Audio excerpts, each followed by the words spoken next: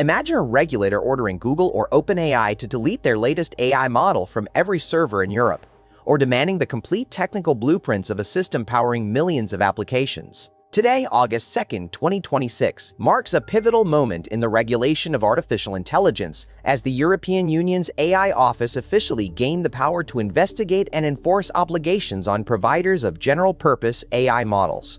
This means the EU can now demand a model's technical blueprints, run its own evaluations, and in the most serious cases, order a company to restrict, withdraw, or even fully recall an AI model from the entire European market. But what does it actually mean to recall something as abstract as an AI model? And why is this specific date so important? For years, we thought about recalls in terms of physical products: a car with faulty brakes, a toy with a choking hazard, a batch of contaminated food. You pull them off the shelves, return them to the manufacturer, or disable their use.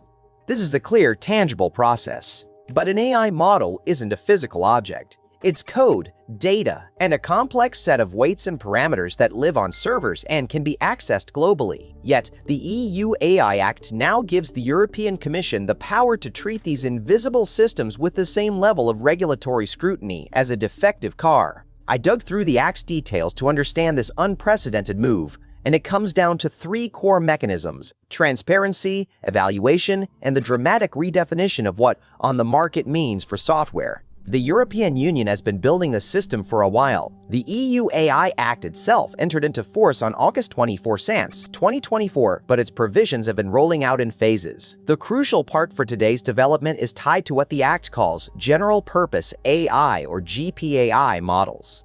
These are the foundational AI systems, like large language models from companies like OpenAI, Google, and Anthropic, that are designed to perform a wide range of tasks and can be integrated into countless other applications. Their sheer versatility means a single flaw or unintended capability could propagate through many different AI systems built on top of them, creating risks at an enormous scale. The obligations for providers of these GPAI models first came into effect a year ago, on August 2, 2025. This meant companies developing these powerful models were expected to start complying with rules around technical documentation, risk management, and transparency. However, for that first year, the European AI Office, the body responsible for overseeing the Act, primarily focused on supporting implementation and engaging in technical dialogues with providers. They lacked the formal enforcement teeth. Think of it like a new driving law that's on the books, but the police don't have the authority to pull anyone over for a year.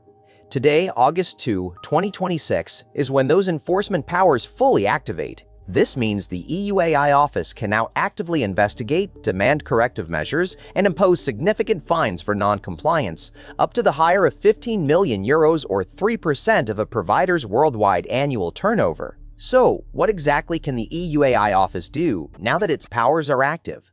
It starts with a demand for information.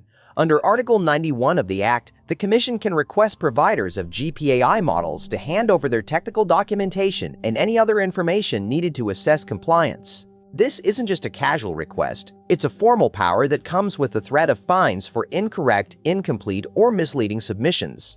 Imagine a company like Google or OpenAI being compelled to open its internal files on how its latest large language model was trained, what data it used, and its internal testing protocols. This level of transparency is almost unheard of in the highly competitive and secretive world of AI development. But the powers go beyond just documentation. Under Article 92, the AI Office can conduct its own independent evaluations of GPAI models. This is a crucial step. If the initial documentation isn't enough, or if there are concerns about potential risks, the Commission can appoint independent experts to scrutinize the model directly. To do this, they can request access to the model itself through APIs or other technical means and tools, including, remarkably, the model's source code. This is like a regulator not just asking for a car's design schematics, but demanding to take the car apart in their own garage with their own mechanics. For models that were placed on the market before August 2, 2025, providers get a little more time, until August 2, 2027, to fully comply with these obligations. But for newer models, the clock for full compliance has been ticking. The ultimate power, and the one that truly redefines regulation for the digital age, is the ability to restrict, withdraw, or recall an AI model. When we talk about recalling a physical product, It means removing it from the supply chain and from consumers. For an AI model, the Act defines recall as any measure aiming to achieve the return to the provider or taking out of service or disabling the use of an AI system made available to deployers. Withdrawal means preventing an AI system from being made available on the market in the first place. Mechanically, this could involve several actions. If an AI model is offered via an API, a recall might mean shutting down that API, revoking access keys, and instructing all users to cease using it. For models distributed for on-premises deployment, it could mean demanding that companies delete the model files, disable their functionality, and confirm their destruction. It also implies ceasing any further updates or support for the model within the EU. This isn't just about a software patch, it's about fundamentally altering the availability and usability of a digital product across an entire continent. The trigger for these serious actions, especially a full recall, is when a GPAI model poses a systemic risk. So, what counts as a systemic risk in the eyes of the EU AI Act? A systemic risk is defined as a risk specific to the high-impact capabilities of GPAI models, having a significant impact on the EU market due to their broad reach or due to actual or reasonably foreseeable negative effects on public health, safety, public security, fundamental rights, or society as a whole. Essentially, if a powerful AI model could cause widespread serious harm because of its core capabilities or widespread use, it's considered to pose a systemic risk. This could include a model that generates highly convincing misinformation at scale, or one that exhibits severe uncorrectable bias in critical decision-making processes like hiring or lending, or even models with security vulnerabilities that could be exploited for cyberattacks. Models trained with an immense amount of computing power, specifically more than 10 to the power of 25 floating-point operations, are presumed to have systemic risks. This astronomical number highlights the scale of the AI systems the EU is targeting, the truly foundational, cutting-edge models. The practical implications for AI providers are enormous. They must now proactively assess and mitigate these systemic risks beyond what might be considered standard software development practices. This includes implementing robust governance structures, transparent data handling, thorough testing, and ongoing monitoring. If the AI office finds an issue, it can demand corrective measures. If those measures are insufficient, the ultimate step is to pull the model from the EU market entirely. This means companies like Google, which has developed models like Gemini or OpenAI with its GPT series, must navigate this new regulatory landscape with extreme care. The EU is not just asking for compliance, it's demanding a fundamental shift in how these powerful digital systems are developed and deployed globally. This regulatory framework puts the EU at the forefront of global AI governance.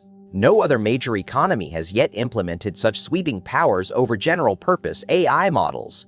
It's a bold move, acknowledging that the abstract nature of AI doesn't diminish its potential for real-world harm. The ability to recall a piece of software may sound paradoxical, but by linking it to market access and operational functionality, the EU has created a powerful mechanism to enforce its vision of trustworthy AI. This isn't just about technical rules. It's about shaping the very fabric of our digital future, one where even the most invisible systems are held to account. For companies operating these advanced models, the message is clear: the European market comes with unprecedented accountability. For major US tech giants, the implications extend far beyond mere regulatory paperwork. Companies like Microsoft, deeply invested in foundational AI research and development, are not just adapting, they are actively building out entirely new internal compliance divisions. Microsoft, for example, has a dedicated AI red team that conducted 67 operations across its flagship models and Copilot tools in 2024 alone, stress testing them for vulnerabilities to malicious prompts and misuse. Google DeepMind also emphasizes safety and responsibility, actively engaging with outside experts and diverse communities to evaluate its systems against a broad spectrum of AI-related risks. This isn't a one-time audit. For a large enterprise, annual AI Act compliance programs can cost around $1 million, a continuous, multi-million-dollar investment in ongoing model monitoring, adversarial testing, and documentation generation, requiring significant shifts in their development pipelines from the earliest stages of conception. This includes engaging specialized third-party firms for red teaming exercises, a process where ethical hackers and AI safety researchers deliberately try to break, mislead, or exploit a model to identify potential systemic risks before deployment. For instance, companies might contract with outfits like Anthropic, known for its focus on AI safety research, or even specialized consultancies that offer model evaluation services. These teams might spend weeks or months attempting to uncover subtle biases, generate dangerous outputs, or find vulnerabilities that could be weaponized, with the cost for such comprehensive assessments often running into the tens of thousands or even hundreds of thousands of dollars for a single high-stakes model. This external scrutiny provides an additional layer of verification, crucial for meeting the Act's rigorous evaluation requirements. The EU's move is also accelerating a broader industry shift towards AI governance as a service. The global AI governance market, valued at an estimated $1.1 billion in 2026, is projected to reach $13.1 billion by 2035, growing at a compound annual growth rate of over 31%.